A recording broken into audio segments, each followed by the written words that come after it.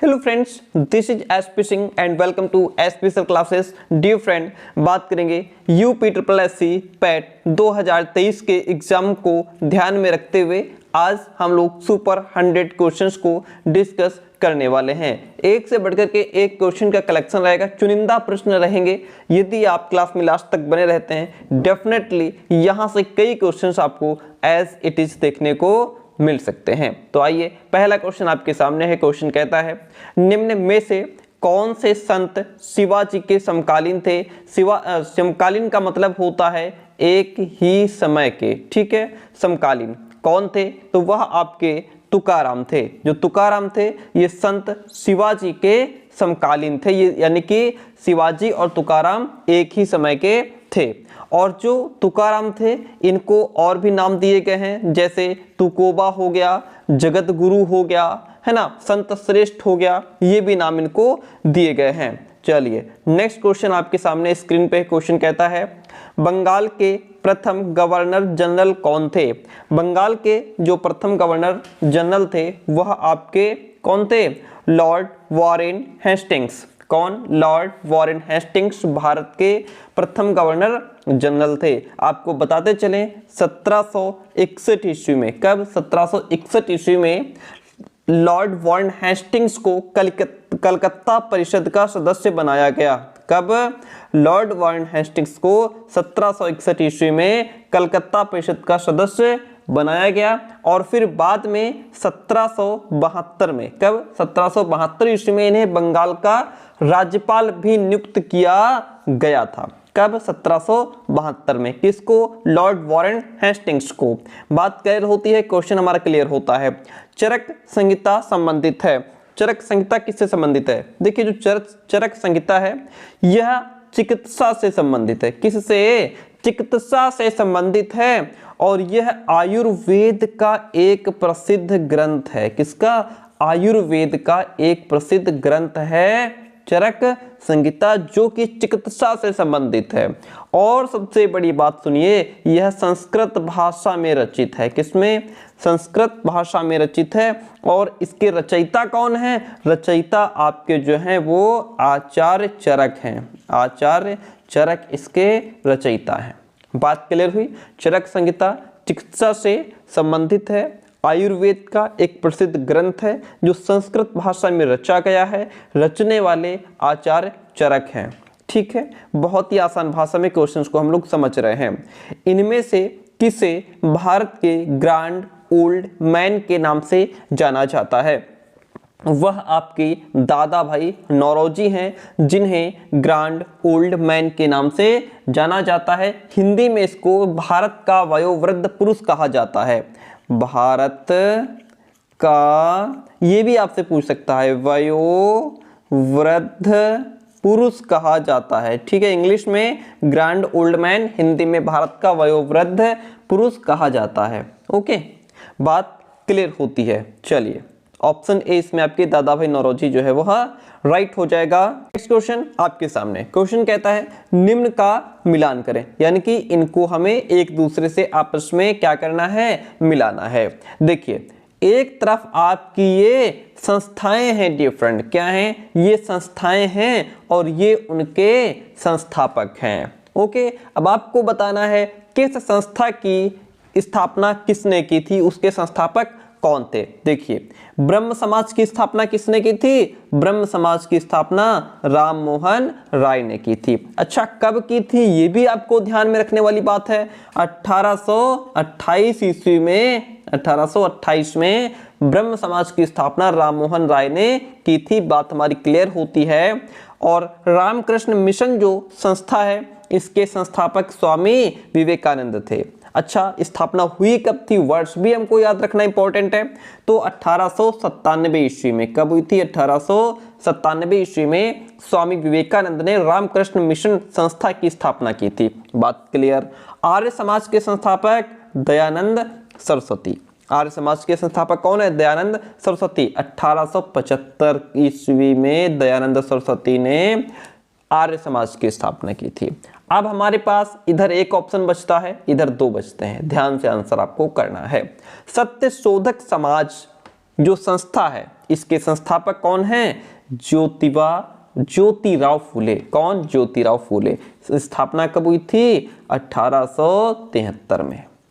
ठीक है, आप इनको लिख सकते हैं, इन संस्थाओं को, इनकी संस्थापक को, इनके वर्ष को। ठीक है, अब हम देख लेते हैं कौन किसके साथ मैच कर रहा है। देखिए, ए जाता है हमारा 3 के साथ, ए जाता है हमारा 3 के साथ, बी जा रहा है 1 के साथ, बी जा रहा है 1 के साथ, सी जा रहा है 2 के साथ, सी जा रहा है 2 के साथ, एंड डी जा रहा है 5 के साथ, डी जा रहा है 5 के साथ, यानी कि ऑप्शन नंबर इसमें जो सी है हमारा वह राइट हो जाता है। बात क्लियर हो जाती है। आइए नेक्स्ट क्वेश्चन देखते हैं। करो या मरो का नारा, आप क्वेश्चन का लेवल समझ गए होंगे कितने इंपॉर्टेंट क्वेश्चंस हैं। करो या मरो का नारा किसने दिया था? करो या मरो का नारा महात्मा गांधी ने दिया था। हम आपका टाइम वेस्ट नहीं कर रहे, बहुत फास्ट और समझाते हुए चल रहे हैं। करो या मरो का नारा महात्मा गांधी ने दिया था। कब दिया था? जब सन 1942 में भारत छोड़ो आंदोलन चल रहा था, उसके दौरान महात्मा गांधी ने करो या मरो का नारा दिया था। ठीक है, दूसरा क्वेश्चन सामने। जब सुभाष चंद्र बोस ने भारतीय राष्ट्रीय कांग्रेस के अध्यक्ष पद से इस्तीफा दिया तो इस पद का प्रस्ताव किसे दिया गया था? देखिए, इसके पीछे एक छोटी सी कहानी है। कहानी क्या है? कहानी यह है कि बात यहाँ पे 1939 की है। थोड़ा सा समझिए, बात 1939 की है। तो 1939 में महात्मा गांधी के द्वारा जो उनके प्रस्तावित प्रत्याशी थे, जिनका नाम पट्टाभी सीतारमैया था, ठीक है, उनको हरा करके सुभाष चंद्र बोस ने जो है ये भारतीय राष्ट्रीय कांग्रेस के अध्यक्ष चुने गए। जो महात्मा गांधी के प्रत्याशी थे पट्टाभी सीतारमैया, इनको हरा करके सुभाष चंद्र बोस अध्यक्ष बने थे राष्ट्रीय कांग्रेस, भारतीय राष्ट्रीय कांग्रेस के। लेकिन कांग्रेस कार्यकारिणी के सदस्यों और महात्मा गांधी ने इसका विरोध किया। ठीक है, तो उस विरोध के स्वरूप सुभाष चंद्र बोस को कांग्रेस के अध्यक्ष पद से इस्तीफा देना पड़ा। इसके बाद इस पद का जो प्रस्ताव था वह डॉक्टर राजेंद्र प्रसाद को दिया गया। और ये जो पूरी घटना घटी थी इसको त्रिपुरी संकट भी कहते हैं। क्या कहते हैं? त्रिपुरी संकट के नाम से इस घटना को जाना जाता है, क्योंकि भाई जो महात्मा गांधी थे उनके प्रत्याशी पट्टाभी सीतारमैया को सुभाष चंद्र बोस ने हराया था और तब वो भारतीय राष्ट्रीय कांग्रेस के अध्यक्ष चुने थे। ठीक है, जाहिर सी बात है, जब गांधी जी के प्रत्याशी को हरा दिया गया तो उनको बुरा लगा होगा। ठीक है, उनके जो उनके कांग्रेस कार्यकारिणी के सदस्य थे उन्होंने भी इसका विरोध किया, तो फिर उन्होंने उसका इस्तीफा दे दिया था। ठीक है, सिंपल सी बात है। ऑप्शन इसमें आपका सी राइट हो गया। सलाल पन बिजली परियोजना किस नदी पर स्थित है? तो सलाल पन बिजली परियोजना जो है यह आपकी चीनाब नदी पर स्थित है। किस नदी पर? चीनाब नदी पर। ठीक है, चीनाब नदी कहाँ है? यह आपके जम्मू कश्मीर के रियासी जिले में, कहाँ? जम्मू कश्मीर के रियासी जिले में स्थित है। ओके, बात क्लियर होती है। अगला क्वेश्चन, बसंत विषुव होता है। देखिए, बसंत विषुव जो है वह आपका 21 मार्च को होता है। कब? बसंत विषुव 21 मार्च को होता है। होता क्या है? इस दिन सूर्य जो होता है वह क्या होता है? विषुवत रेखा पर लंबवत चमकता है और दिन तथा रात का जो समय है वो समान होता है, उसमें डिफरेंस नहीं होता है ना। जैसे रातें लंबी होती हैं या दिन छोटे होते हैं, या दिन बड़े होते हैं रातें छोटी, लेकिन यहाँ पे जो बसंत विषुव में क्या होता है? सूर्य लंबवत चमकता है, दिन और रात का जो समय है वो बराबर होता है। ठीक है, अच्छा, यहाँ पे अगर जरा सा थोड़ा सा यहाँ पे बदल दे तो आपका यहाँ ऑप्शन चेंज हो जाएगा। अगर यहाँ पे बसंत की जगह शरद कर दे, क्या कर दे? बसंत की जगह शरद कर दे, तो ऑप्शन आपका यहाँ पे 23 सितंबर हो जाएगा। प्यारे दोस्तों, इतना भी ध्यान रखिएगा, क्योंकि जो शरद बसंत है वह आप शरद जो विषुव है वह आपका 23 सितंबर को भी होता है।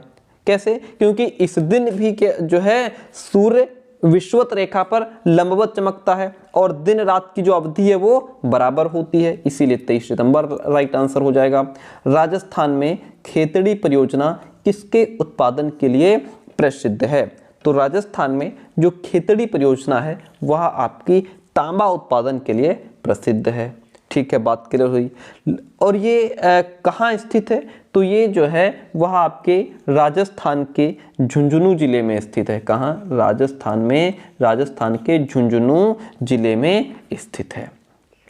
ठीक है, एक क्वेश्चन से रिलेटेड हम लोग कई क्वेश्चंस तैयार कर रहे हैं। काजीरंगा राष्ट्रीय उद्यान कहाँ स्थित है? काजीरंगा राष्ट्रीय उद्यान आपका असम में स्थित है। कहाँ?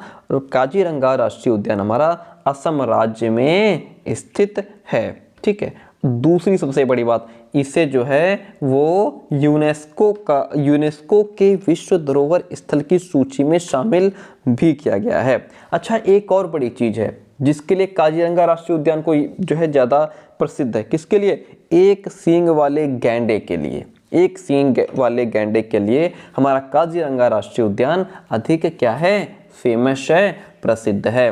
बैंक दर का मतलब क्या होता है?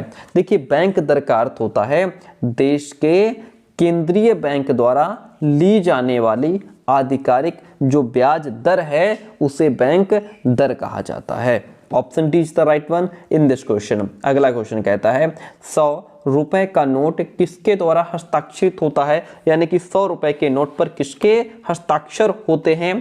तो 100 रुपए का जो नोट होता है उस पे किसके हस्ताक्षर होते हैं? आरबीआई के। किसके? आरबीआई के। ठीक है, यानी कि आरबीआई गवर्नर के हस्ताक्षर उस पर होते हैं। ठीक है, अच्छा, 1 रुपए से बड़े जितने भी नोट हैं, ध्यान रखिएगा, जैसे जो 1 रुपए का नोट हो गया, 1 रुपए से बड़े जितने भी नोट हैं सभी पर भारतीय रिजर्व बैंक के गवर्नर के हस्ताक्षर होते हैं, यानी आरबीआई के गवर्नर के हस्ताक्षर होते हैं। ये तो बात हो गई 1 रुपए से बड़े के नोटों पर। अब जो 1 रुपए के हैं उन पर किसके हस्ताक्षर होते हैं? 1 रुपए के नोट पर वित्त मंत्रालय के वित्त सचिव के हस्ताक्षर होते हैं। वित्त मंत्रालय के वित्त सचिव के हस्ताक्षर होते हैं। अगर यहाँ पे 1 रुपए लिखा होता तो ऑप्शन हमारा वित्त सचिव सही हो जाता। क्या? वित्त सचिव। भारत के संविधान में जन स्वास्थ्य एवं स्वच्छता किस में शामिल है? भारत के संविधान में जो जन स्वास्थ्य एवं स्वच्छता है वह आपकी राज्य सूची में सम्मिलित है। किसमें? राज्य सूची में सम्मिलित है। ठीक है, भारतीय संविधान की 7वीं अनुसूची में, भारतीय संविधान की जो 7वीं अनुसूची है उसमें 3 सूचियां शामिल हैं। कौन कौन सी? उसमें आपकी राज्य सूची, समवर्ती सूची, संघ सूची, ये 3 सूचियां शामिल हैं भारतीय संविधान के 7वीं अनुसूची में। ओके, जिसमें जो राज्य सूची है, राज्य सूची में आपका जो विषय है, जैसे एक तो ये हो गया जन स्वास्थ्य एवं स्वच्छता हो गया, है ना, और आपका साफ सफाई हो गया, परिवहन हो गया, है ना, और पुलिस हो गई, ये सभी चीजें राज्य सूची के अंतर्गत आती हैं।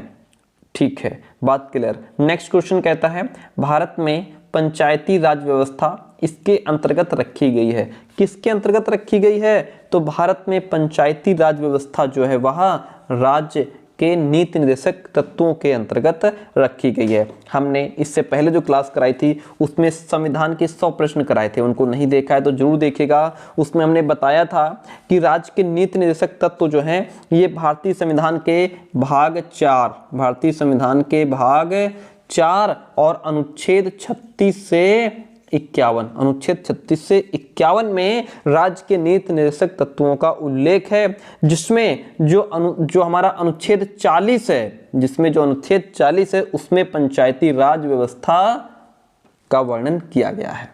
पूरे कॉन्सेप्ट को समझ गए आप?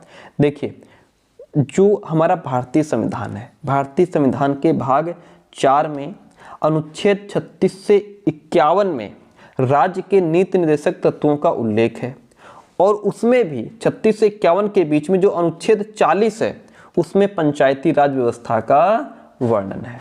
बात क्लियर? आगे बढ़ते हैं, बहुत डीप चले जाते हैं। देखिए, क्वेश्चन कहता है शिक्षा का अधिकार एक मौलिक अधिकार है जो कि संबंधित है। किससे संबंधित है? शिक्षा का अधिकार एक मौलिक अधिकार है जो हमारा अनुच्छेद 21A से संबंधित है, यानी कि ऑप्शन नंबर जो ए है वह यहाँ पे आपका राइट हो जाता है। निम्न में से किसने संविधान सभा में उद्देश्य प्रस्ताव रखा था? किसने रखा था? संविधान सभा में उद्देश्य प्रस्ताव रखने वाले पंडित जवाहरलाल नेहरू थे। दोस्तों तारीख भी बताते चलिए, सुनते चलिए। तारीख थी 13 दिसंबर 1946। 13 दिसंबर 1946 को पंडित जवाहरलाल नेहरू ने संविधान सभा में उद्देश्य प्रस्ताव रखा था। लेकिन रखा तो था, वो तो हमको पता चल गया 13 दिसंबर 1946 को पंडित जवाहरलाल नेहरू ने रखा था, लेकिन इसको स्वीकार कब किया गया वो तारीख ध्यान रखिए। 22 जनवरी, क्या 22 जनवरी 1947 को उद्देश्य प्रस्ताव को सबकी सहमति से स्वीकार किया गया था। स्वीकार करने की तारीख 22 जनवरी, उद्देश्य प्रस्ताव रखने की तारीख 13 दिसंबर 1940।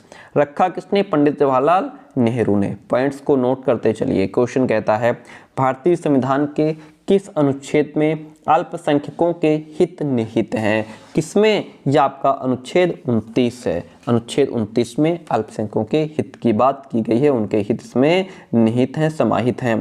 प्रकाश वर्ष किसके मापन की इकाई है? जो प्रकाश वर्ष है इसका सिंपल सीधा सरल आंसर है कि जो प्रकाश वर्ष है वह दूरी मापने की इकाई है।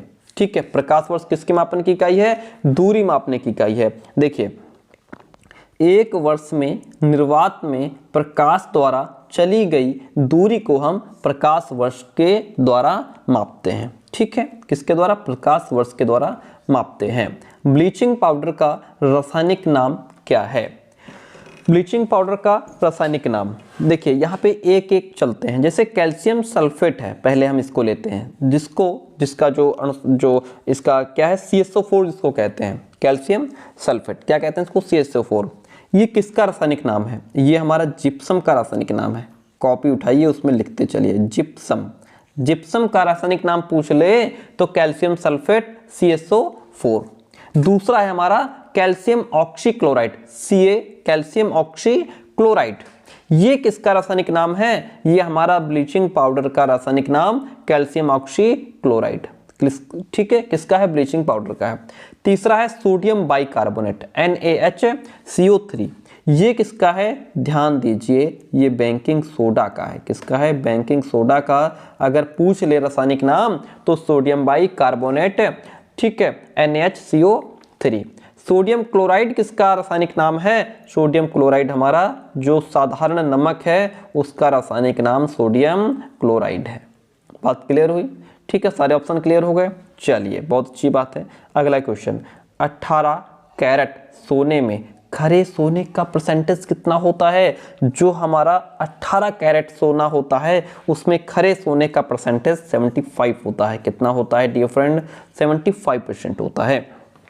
ओके, दूसरी बात, ये कैरेट क्या होता है? सोने की शुद्धता, गोल्डन जो है हमारा वो कितना शुद्ध है, इसको कैरेट में मापा जाता है। किस में मापा जाता है? कैरेट में मापा जाता है। जो शुद्ध सोना होता है वो कितने कैरेट का होता है?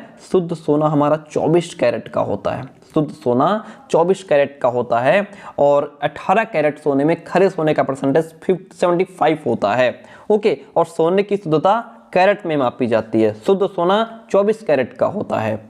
सारे क्वेश्चन, सारे ऑप्शंस क्लियर। संतरे में बहुत अधिक मात्रा में होता है क्या? Vitamin C. संतरे में सबसे ज्यादा क्या होता है? संतरे में विटामिन सी सबसे ज्यादा होता है, क्योंकि संतरा खट्टा होता है। आपका संतरा हो, आपका नींबू हो, एंड और क्या क्या चीजें होती हैं, आपका नारंगी होता है, और ठीक है टमाटर भी है। इनमें जो है विटामिन सी पाया जाता है।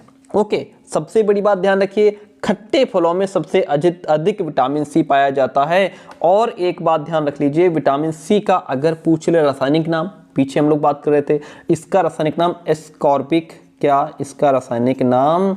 एस्कॉर्बिक एसिड है विटामिन सी का रासायनिक नाम। ओके, और दूसरी बात, विटामिन सी की कमी से कौन सा रोग होता है? विटामिन सी की कमी से स्कर्वी नामक रोग हो जाता है। कौन सा? स्कर्वी नामक रोग विटामिन सी की कमी से हो जाता है।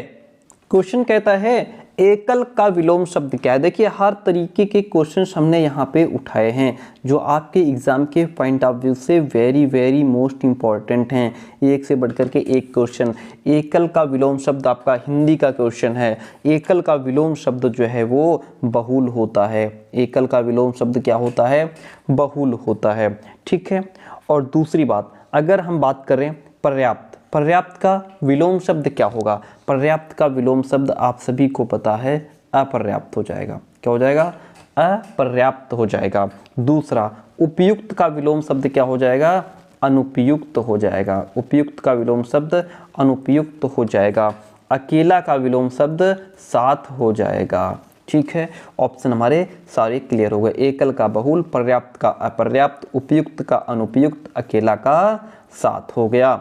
मन को हरने वाला वाक्य के लिए नीचे दिए गए विकल्प में से एक शब्द चुनिए। मन को हरने वाले को मनोहर कहते हैं। क्या कहते हैं? मन को हरने वाले को मनोहर कहते हैं। गागर में सागर भरना, आपने बिहारी जी को पढ़ा होगा हिंदी में। उनमें उन्होंने क्या किया है? उन्होंने गागर में सागर भरने का काम किया है। ये पंक्ति वहां पे लिखी भी हुई है ना। गागर में सागर भरना यानी कि इसका मतलब होता है थोड़े में बहुत कहना। थोड़े में बहुत कहना। गागर कितनी होती है? गागर तो इतनी सी होती है, उसमें पूरा सागर भर देना यानी कि थोड़े में बहुत कुछ कह देना। कम से कम शब्दों का प्रयोग करके बहुत बड़ी बात कहने का काम गागर में सागर भरना कहलाता है। अगला क्वेश्चन कहता है शुद्ध वर्तनी का चयन कीजिए। देखिए जो ऐसे शब्द होते हैं ना, जैसे महत्वाकांक्षा हो गया और इसी तरीके के क्वेश्चन शब्द होते हैं, इनको हम लिखते तो रोज हैं लेकिन जब इस तरीके से एग्जाम में आ जाता है तब भैया हम कंफ्यूज हो जाते हैं और कई बार हम गलत ऑप्शन भी टिक कर देते हैं। तो यहाँ पे आपका बताइए कौन सा सही है? महत्वाकांक्षा, महत्वाकांक्षा, महत्वाकांक्षा या फिर महत्वाकांक्षा, कौन सा सही है? ऑप्शन सी महत्वाकांक्षा आपका जो है वो यहाँ पे ऑप्शन राइट हो जाएगा। क्वेश्चन इज कितने भारतीय राज्य नेपाल से सीमा साझा करते हैं? यानी कि नेपाल और भारत, क्या ये इधर हमारा भारत है, इधर नेपाल है, तो इसके बीच में कितने राज्य हैं जो सीमा साझा करते हैं? वह हमारे 5 राज्य हैं। 5 ऐसे राज्य हैं जो नेपाल के साथ सटे हुए हैं। कौन कौन? एक तो आपका उत्तर प्रदेश यूपी हो गया, दूसरा आपका जो राज्य है वो बिहार हो गया, तीसरा राज्य आपका पश्चिम बंगाल है जो नेपाल से सटा हुआ है, 3 हो गए। चौथा आपका सिक्किम है। कौन सा राज्य? चौथा सिक्किम है। 5वां आपका उत्तराखंड है। ठीक है, तो ये 5 भारतीय राज्य हैं जो नेपाल से सीमा साझा करते हैं। ऑप्शन जो हमारा ए था यहाँ पे 5 वह राइट हो गया। निम्न में से कोस्टारिका की राजधानी कौन सी है? देखिए कोस्टारिका एक देश है। कोस्टारिका क्या है डियर फ्रेंड? यह इट इज अ कंट्री। ठीक है, कोस्टारिका एक देश है जिसकी राजधानी सान जोस है। जिसकी राजधानी सान जोस है। ओके, अब बात आती है यहाँ पे बीजिंग। जो बीजिंग है हमारा, यह किसकी राजधानी है? बीजिंग हमारी चीन की राजधानी है। बीजिंग चीन की राजधानी है। अब आता है दिल्ली। दिल्ली किसकी राजधानी है? दिल्ली हमारे प्यारे भारत की राजधानी है। ओके, एक बच्चा हमारे पास ढाका। ढाका किसकी राजधानी है? ढाका हमारी बांग्लादेश की राजधानी है। ढाका जो है वह बांग्लादेश की राजधानी है। सारे ऑप्शन क्लियर। आपका जो कोस्टारिका है, कोस्टारिका की राजधानी सान जोस हो गई। और उसके बाद चीन यानी कि जो आपका बीजिंग है, बीजिंग जो है यह किसकी राजधानी है? चीन की राजधानी है। फिर दिल्ली भारत की है, ढाका बांग्लादेश की है। ठीक है, चलिए आगे बढ़ते हैं। अगला क्वेश्चन, हिंदी दिवस कब मनाया जाता है? हिंदी दिवस आपका 14 सितंबर को हम हिंदी दिवस मनाते हैं। 1 अक्टूबर यहाँ पे जो लिखा है इसको भी देखते चलते हैं। 1 अक्टूबर को हम अंतर्राष्ट्रीय वृद्धजन दिवस मनाते हैं। क्या? अंतर्राष्ट्रीय वृद्धजन दिवस। अंतर्राष्ट्रीय वृद्धजन दिवस 1 अक्टूबर को मनाते हैं। बचा 3 अक्टूबर, तो ये भैया हम मनाते हैं विश्व प्रकृति दिवस। विश्व प्रकृति दिवस हम 3 अक्टूबर को मनाते हैं। 1 अक्टूबर को अंतर्राष्ट्रीय वृद्धजन दिवस मनाते हैं। 14 सितंबर को हिंदी दिवस मनाते हैं। अगला क्वेश्चन आपकी स्क्रीन पे, इनमें से कौन सा देश सार्क का सदस्य नहीं है? सबसे पहले सार्क की फुल फॉर्म लिखिए। चलिए लिखिए भाई, सार्क की फुल फॉर्म है south Asian association for regional cooperation.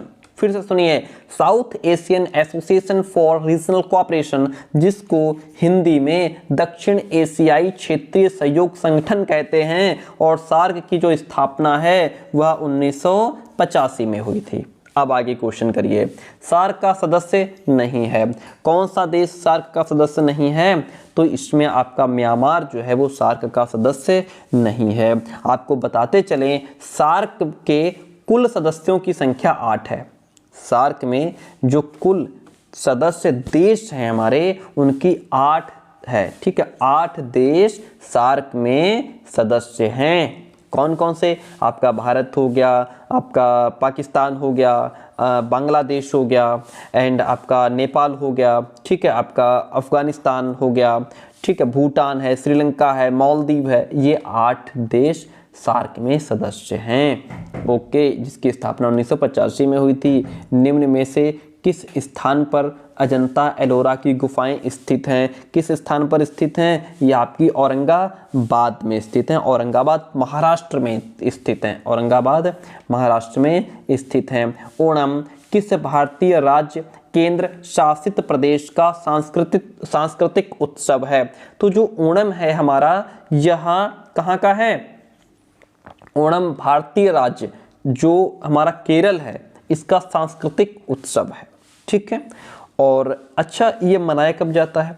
ये जो हमारा ओणम त्योहार है, ये अगस्त के अंतिम सप्ताह से लेकर के सितंबर के प्रथम सप्ताह के बीच में मनाया जाता है।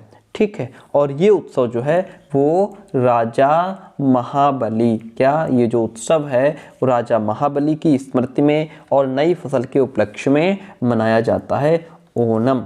ठीक है, निम्नलिखित में से कौन सा ग्रह सूर्य के सबसे नजदीक है? कौन है भैया? वह आपका बुध है। ठीक है, सूर्य के सबसे नजदीक जो ग्रह है वो हमारा बुध ग्रह है। ठीक है, और दूसरी बात, अगर आपसे यहाँ पे क्वेश्चन ये लिखा होता सौर मंडल का सबसे छोटा ग्रह, वो भी आपका बुध हो जाता। कौन हो जाता? बुध हो जाता। नोबेल पुरस्कार जीतने वाले प्रथम एशियाई कौन थे? सीवी रमन, राजीव गांधी, रविंद्रनाथ टैगोर या फिर आपके मदर टेरेसा? नोबेल पुरस्कार जीतने वाले प्रथम एशियाई रविंद्रनाथ टैगोर थे। कौन थे? रविंद्रनाथ टैगोर। ठीक है, अच्छा, जीता तो था इन्होंने, लेकिन क्यों मिला था इनको ये पुरस्कार? तो रविंद्रनाथ टैगोर को ये पुरस्कार उनकी जो काव्य रचना गीतांजलि थी, क्या उनकी जो काव्य रचना गीतांजलि थी उसके लिए मिला था। कब मिला था? 1913 में मिला था। साहित्य के क्षेत्र में दिया गया था। ओके, चलिए, निम्नलिखित किस क्रम में भारत आए थे? देखिए, जो टॉमस रो हैं, फाइयान है, वेनसॉन्ग है, इनको एक सीक्वेंस में बताना है कि इसमें पहले कौन आया, फिर इसके बाद कौन आया, उसके बाद कौन आया। तो ये आप तभी कर सकते हैं जब आपको याद होगा, इनकी तारीख याद होगी। देखिए, जो टॉमस रो हैं, सबसे पहले बात कर लेते हैं टॉमस रो की, पहले यही दिए हैं। तो टॉमस रो जो हैं, ये आपके 1615 ईस्वी में भारत आए थे। 1615 ईस्वी में ये भारत आए थे। ठीक है, जब ये टॉमस रो भारत आए थे तो इनकी यात्रा के समय भारत में शासन किसका था? उस समय जो भारत में शासन था जहांगीर का था। किसका शासन था? जहांगीर का शासन था जब टॉमस रो भारत आए थे।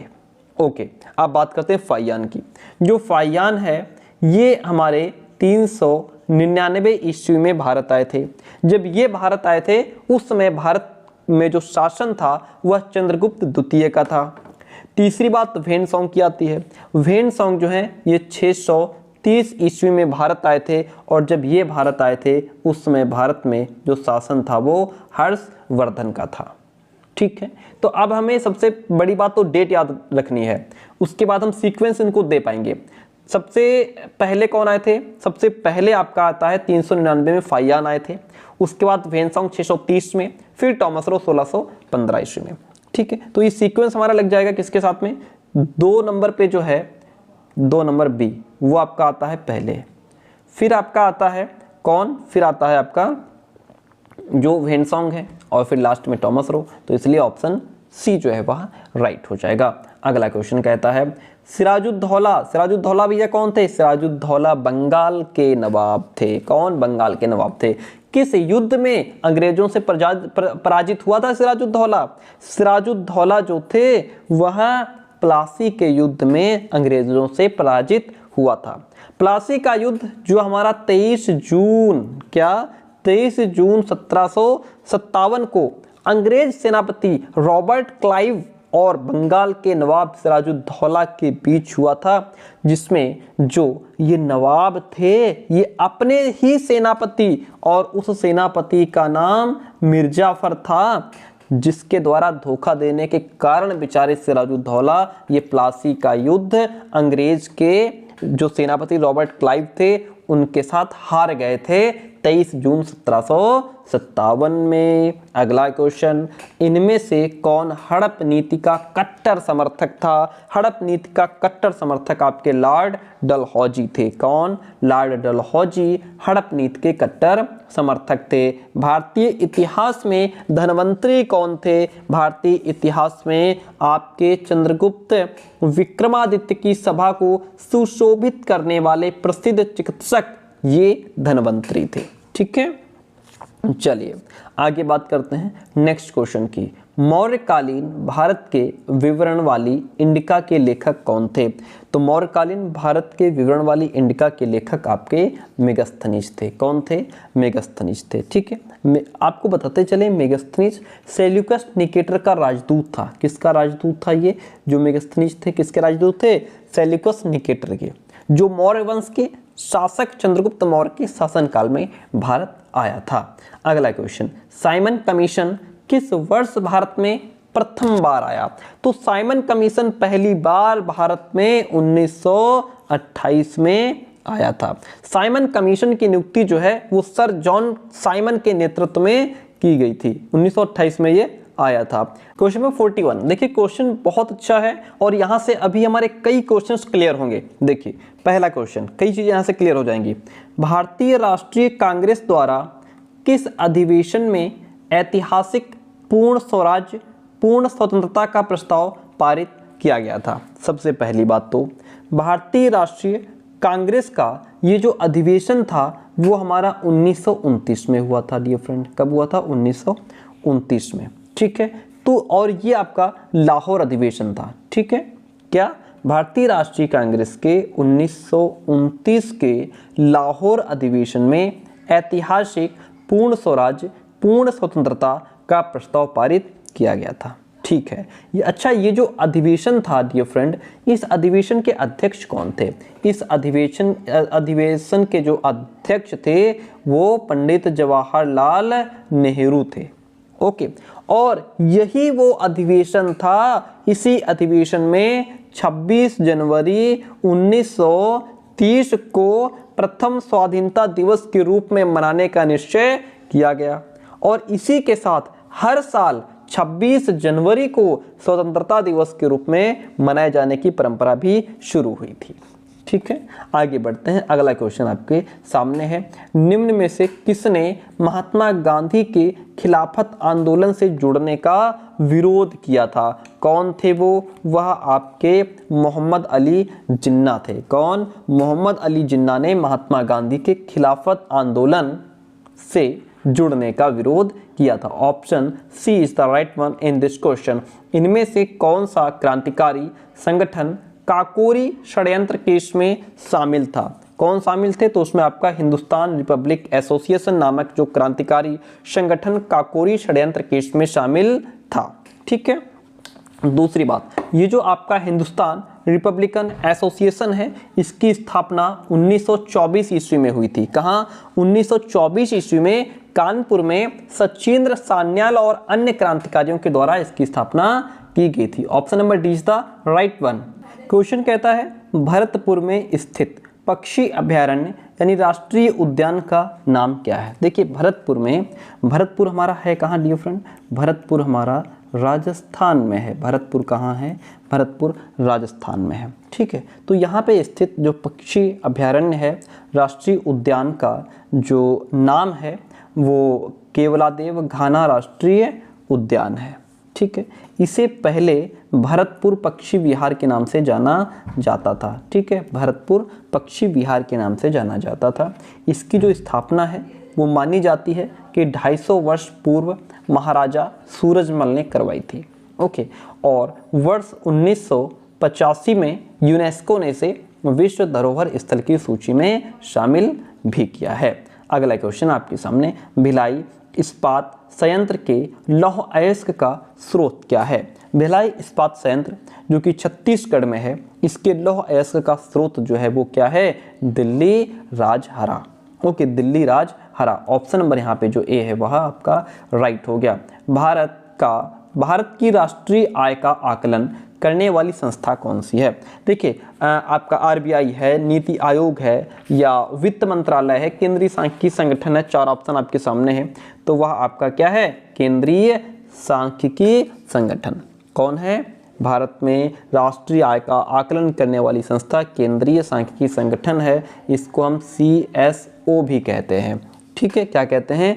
CSO भी कहते हैं। भारत में श्वेत क्रांति के जनक के रूप में कौन जाना जाता है? तो सिंपल सा क्वेश्चन है, भारत में श्वेत क्रांति के रूप में किसको जाना जाता है? श्वेत क्रांति के जनक के रूप में डॉक्टर वर्गीस कुरियन। कौन है? डॉक्टर वर्गीस कुरियन को श्वेत क्रांति के जनक के रूप में जाना जाता है। सिंपल सा क्वेश्चन। भारत में आर्थिक सुधार 1991 के दौरान प्रधानमंत्री कौन थे? तो भैया उस समय जो प्रधानमंत्री थे आपके वो PV नरसिम्हा राव थे। कौन? PV नरसिम्हा राव थे। ठीक है, और उस समय पे जब ये नरसिम्हा राव प्रधानमंत्री थे तो उस समय पे जो आपके डॉक्टर मनमोहन सिंह थे ये वित्त मंत्री थे। कौन? ये आपके उस समय पे कौन थे? वित्त मंत्री थे। ठीक है, चलिए क्वेश्चन हमारा क्लियर होता है, हम नेक्स्ट क्वेश्चन की तरफ बढ़ते हैं।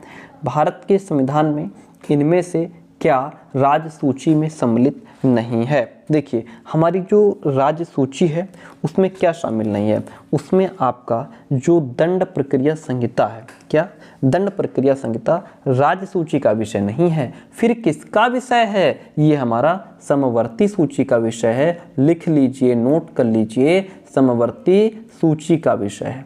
ठीक है, राज्य दंड प्रक्रिया जो है ये आपकी राज्य सूची का विषय नहीं है, समवर्ती सूची का विषय है।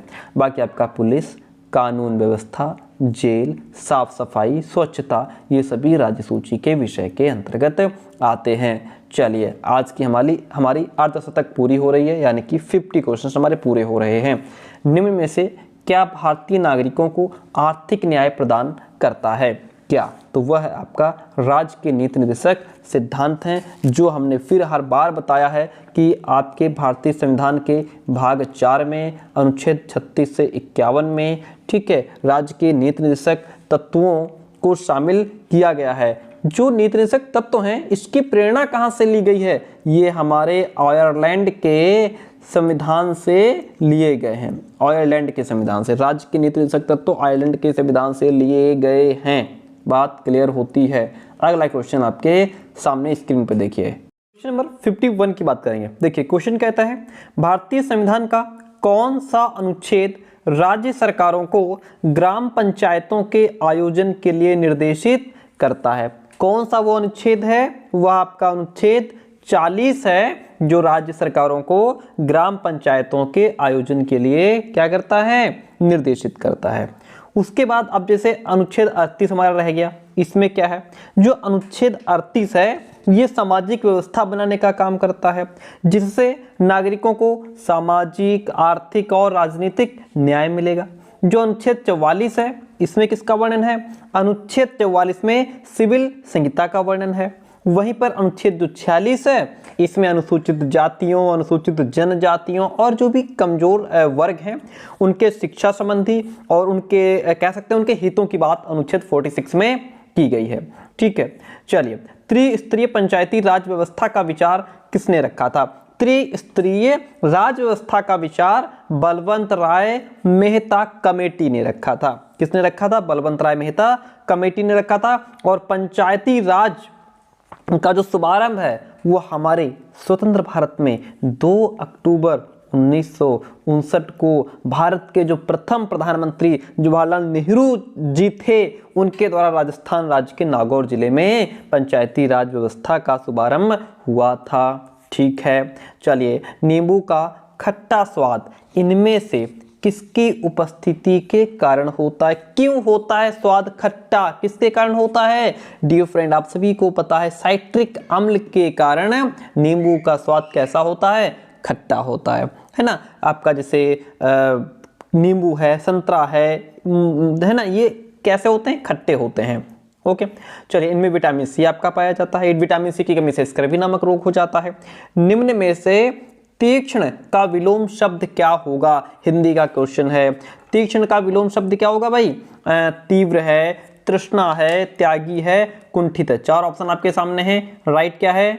वह आपका तीक्ष्ण का विलोम शब्द क्या हो जाएगा? कुंठित हो जाएगा। तीक्ष्ण का विलोम शब्द क्या हो जाएगा? कुंठित हो जाएगा। ठीक है।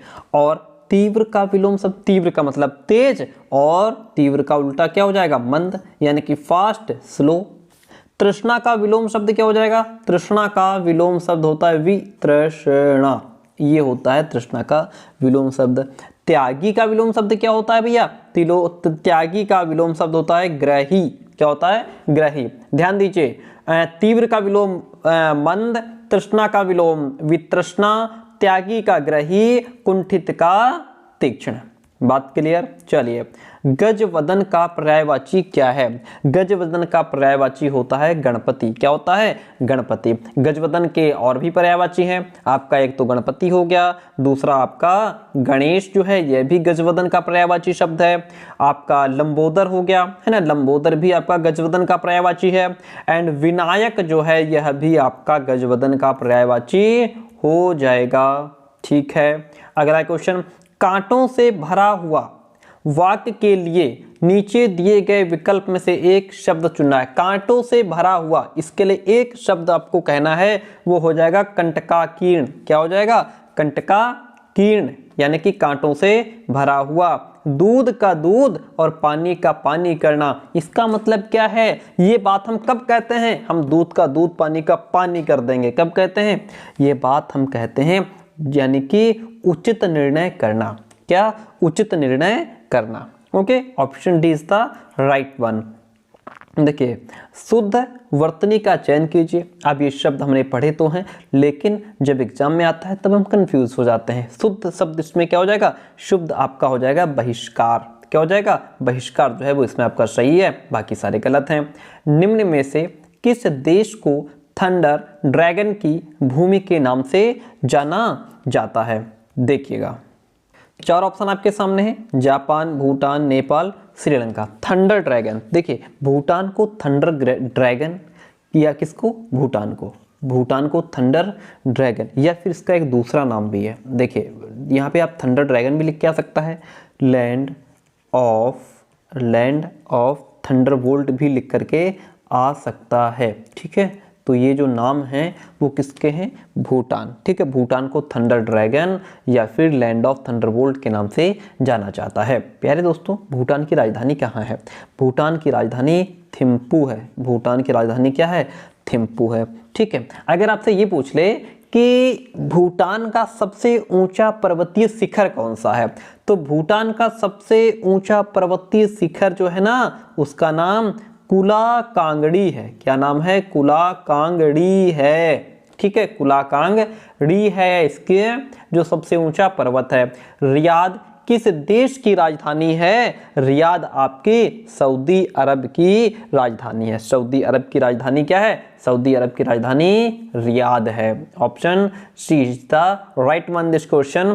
क्षेत्रफल की दृष्टि से भारत का निम्न में से कौन सा राज्य सबसे छोटा है? कौन सा राज्य सबसे छोटा है? आपका गोवा जो है ये क्षेत्रफल की दृष्टि से सबसे छोटा है। मान लेते हैं कि क्षेत्रफल की दृष्टि से छोटा है, लेकिन क्षेत्रफल है कितना इसका? इसका क्षेत्रफल 3702 वर्ग किलोमीटर है।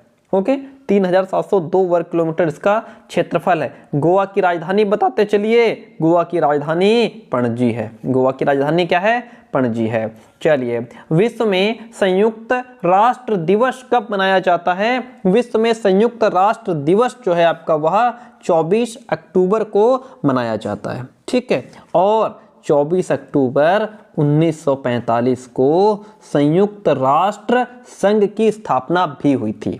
ठीक है, अगर पूछ ले कि संयुक्त राष्ट्र संघ, देखिए एक सेकंड प्लीज, संयुक्त राष्ट्र संघ की स्थापना कब हुई थी? तो भैया क्वेश्चन पूछ लेगा, संयुक्त राष्ट्र संघ की स्थापना 24 अक्टूबर 1945 को हुई थी। ओके, इसका मुख्यालय कहाँ है? भैया इसका मुख्यालय न्यूयॉर्क शहर में स्थित है। कहाँ? न्यूयॉर्क शहर में स्थित है।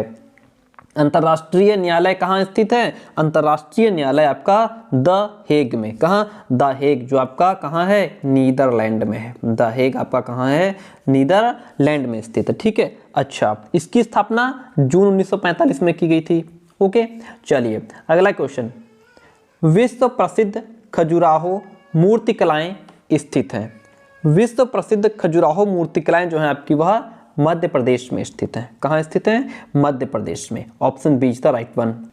बहुत अच्छा क्वेश्चन है कि भारतीय राष्ट्रीय कांग्रेस की स्थापना के समय भारत का वायसराय कौन था? तो भारतीय राष्ट्रीय कांग्रेस की जब स्थापना हुई थी तो उस समय भारत का जो वायसराय था वह लॉर्ड डफरिन था। कौन था? लॉर्ड डफरिन था। ठीक है, कॉमनवेल्थ तथा न्यू इंडिया पत्रों का प्रकाशन किया गया।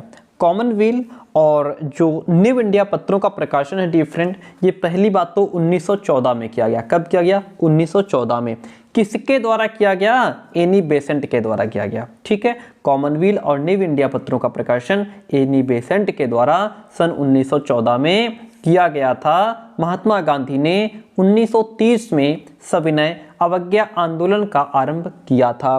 कहाँ से किया था? इन्होंने साबरमती से किया था। तारीख जो थी वो हमारी 12 मार्च 1930 थी। ठीक है, ओके, महात्मा गांधी ने 12 मार्च 1930 को साबरमती से सविनय अवज्ञा आंदोलन का आरंभ किया था। अगला क्वेश्चन आपकी स्क्रीन पे, भारतीय राष्ट्रीय कांग्रेस के प्रथम अध्यक्ष कौन थे? देखिए, भारतीय राष्ट्रीय कांग्रेस के जो प्रथम अध्यक्ष थे वह आपके WC बनर्जी थे। ओके, भारतीय राष्ट्रीय कांग्रेस के प्रथम अध्यक्ष WC बनर्जी थे। और सुनिए, भारतीय राष्ट्रीय कांग्रेस की स्थापना कब हुई थी? तो भैया इसकी स्थापना 1885 में हुई थी। किसके द्वारा हुई थी? A.O. ह्यूम के द्वारा हुई थी। ठीक है, किसके द्वारा हुई थी? A.O. ह्यूम के द्वारा हुई थी। 3 क्वेश्चन कंप्लीट। भारतीय राष्ट्रीय कांग्रेस की स्थापना A.O. ह्यूम के द्वारा सन 1885 में हुई थी, जिसके प्रथम अध्यक्ष WC बनर्जी थे। कौन? WC बनर्जी थे। बिहार में डालमिया नगर निम्न में से किसके लिए प्रसिद्ध है? तो बिहार में जो आपका डालमिया नगर है वह सीमेंट के लिए प्रसिद्ध है। डिफरेंट किसके लिए? सीमेंट के लिए प्रसिद्ध है। अगला क्वेश्चन आपके सामने कहता है, नागार्जुन सागर परियोजना किस नदी पर स्थित है? नागार्जुन सागर परियोजना जो है वह आपकी कृष्णा नदी पर स्थित है। कहाँ? कृष्णा नदी पर स्थित है। Option B is the right one in this question also. सर्वोत्तम किस्म का संगमरमर कहाँ पाया जाता है? सर्वोत्तम किस्म का जो संगमरमर है वह मकराना राजस्थान। कहाँ? मकराना राजस्थान में पाया जाता है। ठीक है, मकराना किसके साथ जुड़ा है? राजस्थान। अगला क्वेश्चन, निम्न में से किस समिति ने नाबार्ड की स्थापना हेतु संस्तुति की थी? कौन सी समिति थी? वह आपकी शिव रमन समिति थी। शिव रमन समिति की सिफारिश पर जो है 12 जुलाई, तारीख जरूर ध्यान रखिएगा, 12 जुलाई 1982 को राष्ट्रीय कृषि, ध्यान रखिए, राष्ट्रीय कृषि और ग्रामीण विकास बैंक जिसको नाबार्ड कहा जाता है, इसकी स्थापना की गई थी। ऑप्शन नंबर जो डी है वो यहाँ पे आपका राइट हो जाएगा। हम बढ़ेंगे नेक्स्ट क्वेश्चन की तरफ। अगला क्वेश्चन आपके सामने, निम्नलिखित जोड़े में कौन सही सुमेलित नहीं है? देखिए, प्रधानमंत्री जनधन योजना, इसका प्रारंभिक वर्ष 2014 है। ठीक है, यह तो आपका सुमेलित है। दूसरा है आपका मध्याह्न भोजन योजना की शुरुआत 1995 में हुई थी। ओके, बेटी बचाओ बेटी पढ़ाओ की प्रारंभ हुआ था 2015 में हुआ था। स्मार्ट सिटी मिशन ये भी आपका कब आया? 2015 में ही आया था। इसका मतलब है ये आपका सही सुमेलित नहीं है। ओके, आगे बढ़ते हैं। क्वेश्चन कहता है कि भारतीय संविधान का कौन सा अनुच्छेद संसद को राज्य सूची के विषय के संबंध में विधि बनाने की शक्ति प्रदान करता है? विधि का मतलब क्या होता है? कानून बनाने की शक्ति प्रदान करता है। तो वह आपका अनुच्छेद 249 है। कौन सा अनुच्छेद है? अनुच्छेद 249 है। विश्व का सबसे बड़ा लिखित और सबसे अधिक व्यापक संविधान किस देश का है? डियर फ्रेंड, विश्व का सबसे बड़ा लिखित और सर्वाधिक व्यापक संविधान हमारे भारत का है। ठीक है, कितना समय लगा था संविधान बनने में? 2 वर्ष 11 माह 18 दिन का समय लगा था हमारे संविधान को बनने में। ठीक है, अगर पूछ ले कि विश्व का प्रथम लिखित संविधान किसका है, तो भैया विश्व का प्रथम लिखित संविधान आपका अमेरिका का है।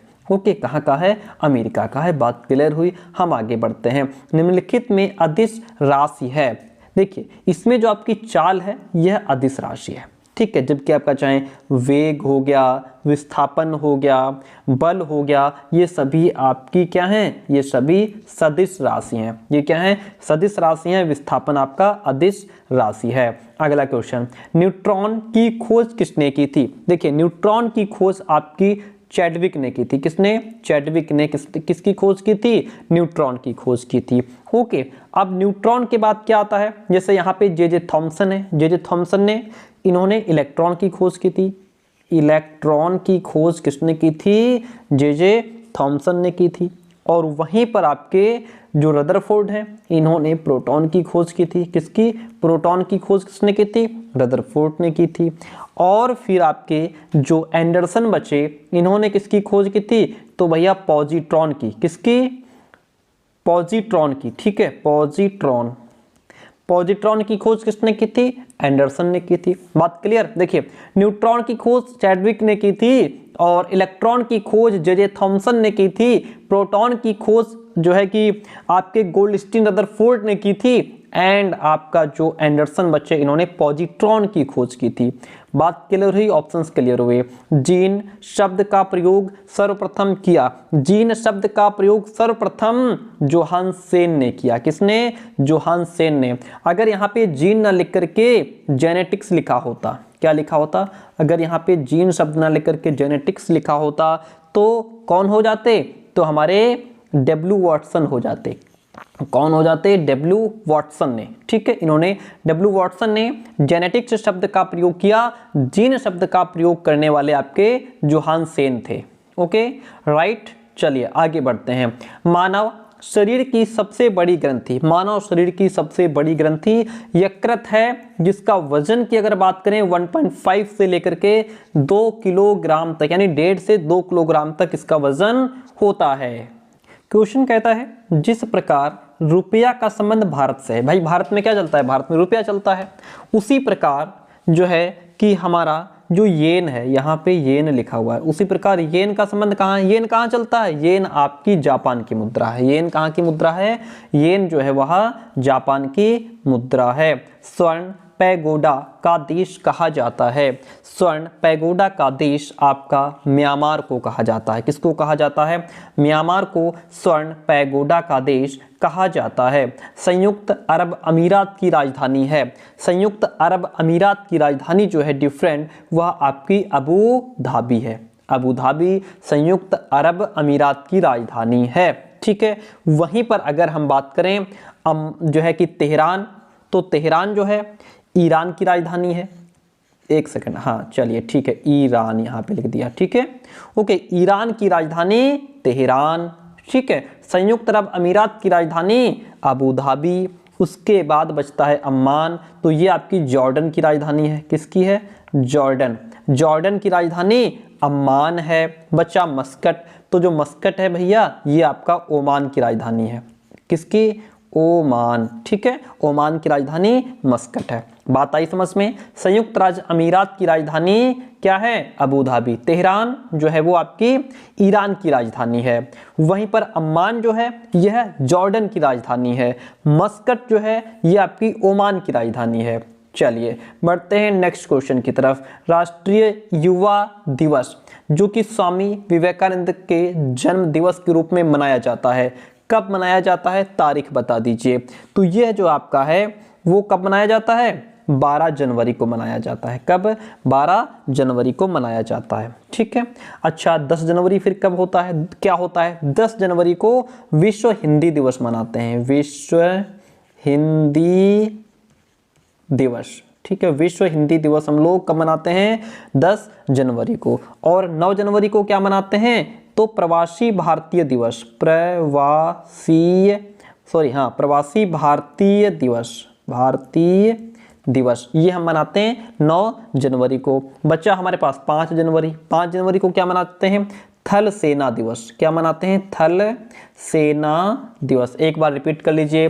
देखिए 10 जनवरी को विश्व हिंदी दिवस, 9 जनवरी को प्रवासी भारतीय दिवस, 12 जनवरी को हम स्वामी विवेकानंद जी का जो जन्म दिवस के रूप में राष्ट्रीय युवा दिवस मनाते हैं, 5 जनवरी को हम थल सेना दिवस मनाते हैं। बहुत अच्छी बात है। विक्रम साराभाई अंतरिक्ष केंद्र कहाँ स्थित है? विक्रम साराभाई जो अंतरिक्ष केंद्र है वह आपका तिरुवनंतपुरम में स्थित है। कहाँ?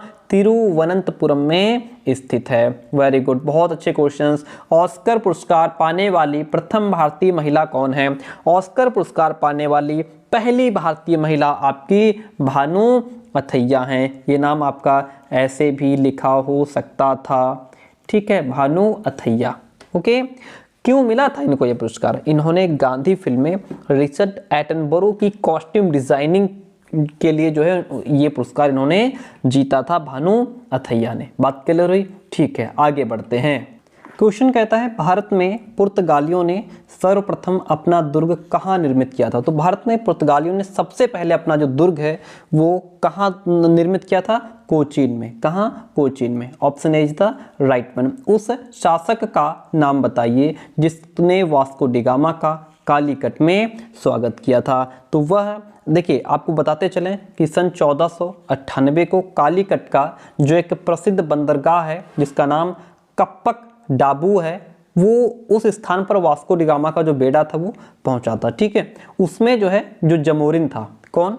जमोरिन। ठीक है, उसने वास्को डिगामा का स्वागत किया था। किसने? जमोरिन ने। 1498 की बात है। भारत में डचों की व्यापारिक पराजय का कारण क्या था? भारत में जो डच थे उनकी पराजय का मुख्य जो कारण था आपका वह क्या था? कमजोर सामुद्रिक शक्ति। क्या था? कमजोर सामुद्रिक शक्ति के कारण जो है वो अंग्रेजों के द्वारा क्या हो गए? पराजित हो गए। अगला क्वेश्चन, 1857 में अंग्रेजों के विरुद्ध जेहाद का प्रचार किसने किया था? जेहाद का प्रचार करने वाले आपके मौलवी अहमद उल्ला थे। कौन? मौलवी अहमद उल्ला थे। Option A is the right one. Bengal विभाजन के बाद कौन सा आंदोलन शुरू हुआ था? आपको बताते चले, बात 20 जुलाई की है। 20 जुलाई 1905 को बंगाल विभाजन की घोषणा के बाद 7 अगस्त, ठीक है, 7 अगस्त 1905 को कलकत्ता के टाउन हॉल में एक बैठक संपन्न हुई और उसमें स्वदेशी आंदोलन की घोषणा की गई। किसकी? स्वदेशी आंदोलन की घोषणा की गई। ओके, ऑप्शन इसमें जो बी था आपका वह राइट हो गया। गांधी इरविन समझौता हुआ था। देखिए गांधी इरविन समझौता जो है यह आपका 1931 में हुआ था। तारीख याद रखिएगा, 5 मार्च 1931 को हुआ था गांधी इरविन समझौता, जिसे हम दिल्ली समझौता के नाम से भी जानते हैं। क्या? दिल्ली समझौते के नाम से भी इसको हम जानते हैं। लाल कुर्ती आंदोलन के नेता कौन थे? डियर फ्रेंड, लाल कुर्ती आंदोलन के नेता खान अब्दुल गफ्फार खान थे। खान अब्दुल गफ्फार खान लाल कुर्ती आंदोलन के नेता थे। हिंदुस्तान रिपब्लिक एसोसिएशन की स्थापना की गई थी। इसकी स्थापना कानपुर में की गई। कहाँ की गई? हिंदुस्तान रिपब्लिक एसोसिएशन जो कि एक क्रांतिकारी संगठन था, इसकी स्थापना कानपुर में की गई। कब की गई? तो भैया 1924 में की गई थी। कब की गई? 1924 में। स्वराज मेरा जन्मसिद्ध अधिकार है, मैं इसे लेकर रहूंगा, ये बात किसने कही? ये बात बाल गंगाधर तिलक ने कही थी। स्वराज मेरा जन्मसिद्ध अधिकार है, मैं इसे लेकर रहूंगा, बाल गंगाधर तिलक ने कही थी। अगला क्वेश्चन कहता है निम्नलिखित में से किन ग्रहों का जो संयोजन है वो गैसीय ग्रह कहलाता है? गैसीय ग्रह कहलाता है। तो इसमें आपका बृहस्पति, शनि, यूरेनस और नेपच्यून कौन कौन हो जाएगा? देखिए सौर मंडल के जो अंतिम 4 ग्रह हैं, कौन? अंतिम 4 ग्रह जिसका नाम बृहस्पति और शनि, यूरेनस, नेपच्यून है, इनको गैसीय ग्रह कहा जाता है। इन ग्रहों के निर्माण में जो है गैस एक प्रमुख कारक होता है, इसलिए इनको गैसीय ग्रह का नाम दिया गया है। क्वेश्चन नंबर 96 कहता है किस महाद्वीप में आंतरिक जलमार्गों का सर्वाधिक विकास हुआ? किस महाद्वीप में? वो आपका पश्चिमी यूरोप महाद्वीप है जिसमें आंतरिक जलमार्गों का सर्वाधिक विकास हुआ था। अगला क्वेश्चन निम्नलिखित में से कौन सी आंतरिक जलमार्गों के रूप में सबसे उपयुक्त है? यहाँ पे आपका कौन सी निम्नलिखित नदियों में से, यहाँ पे आपका नदियों होना चाहिए डिफरेंट, ठीक है। क्वेश्चन में थोड़ी सी मिसटाइपिंग है। क्या होगा क्वेश्चन? निम्नलिखित नदियों में से कौन सी नदी आंतरिक जलमार्गों के रूप में सबसे उपयुक्त है? वह आपकी राइन है। कौन सी नदी है? राइन नदी है।